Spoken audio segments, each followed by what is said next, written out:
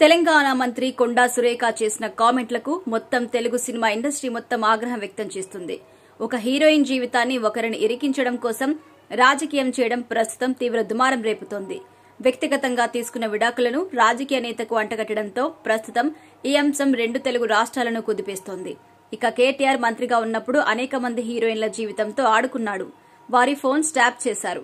Drugs కి అలవాటు పడి వారిని బ్లాక్మెయిల్ చేశారు. చాలా మంది కేటీఆర్ ని భరించలేక పెళ్లిళ్లు కూడా చేసుకున్నారు అని మంత్రి గారు తీవ్ర ఆరోపణ చేశారు. అంతేకాదు ఏకంగా సమంతను నాగార్జునే కేటీఆర్ దగ్గరికి వెళ్లమన్నాడు. ఆమె వెళ్లకపోవడంతోనే విడాకులయ్యాయి.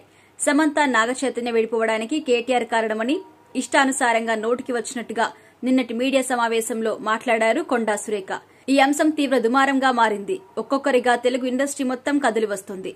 మొదటగా వెంటనే స్పందించిన నాగార్జున వ్యక్తిగత విషయాలను రాజకీయం చేయడం ఏంటి, వెనక్కి తీసుకోవాల్సిందే అన్నారు. అంతేకాదు నాగచైతన్య కూడా రీట్వీట్ చేశారు. ఇక స్పందించిన సమంత, నన్ను రాజకీయాల్లోకి లాగొద్దు, నేను దూరంగా ఉంటా, మేం వ్యక్తిగత కారణాల వల్ల విడాకులు తీసుకున్నామని ట్వీట్ చేశారు.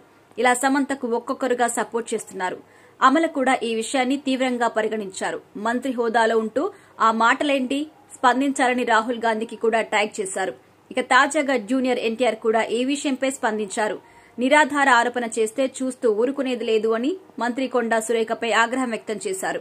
ఇక వ్యక్తిగత విషయాలను రాజకీయాల్లోకి లాగొద్దు, బాధ్యతాయుతమైన పోస్టులో ఉన్నవారు తప్పకుండా గౌరవాన్ని గోప్యతగా పాటించాలి. సినీ ఇండస్ట్రీ ఇలాంటి నిరాధారమైన స్టేట్మెంట్లు చేస్తే ఊరుకోదు. ఈ విషయం తనను బాధించిందని పోస్ట్ పెట్టారు జూనియర్ ఎన్టీఆర్. ఇక బీజేపీ నేత ఖుష్బూ కూడా ఈ విషయంపై అభ్యంతరం వ్యక్తం చేశారు. మంత్రి కొండా సురేఖ క్షమాపణ చెప్పాలని డిమాండ్ చేశారు.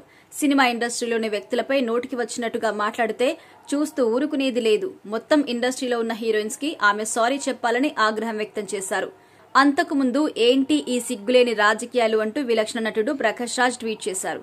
ఇలాంటి వ్యాఖ్యలను అందరూ ఖండించాలి అంటూ హీరో సుశాంత్ కు కూడా పోస్ట్ చేశారు. ఇక మంత్రి హీరోయిన్ ని కించపరచడం విని షాక్ అయ్యాను అన్నారు. ఇలాంటి బాధ్యతారాహిత్య ప్రవర్తన అందరూ ఖండించాలి అని ట్వీట్ చేశారు. ఇక ఏ చెత్త మాట్లాడినా చెల్లిపోతుందని రాజకీయ నాయకులు భావించడం జీర్ణించుకోలేకపోతున్నా అని హీరో నాని స్పందించారు. ఇలాంటి మీడియా సమావేశంలో మాటలు మాట్లాడడం సరికాదు. సమాజంపై తీవ్ర ప్రభావం చూపే ఈ విషయాన్ని అందరూ ఖండించాల్సిందే అన్నారు.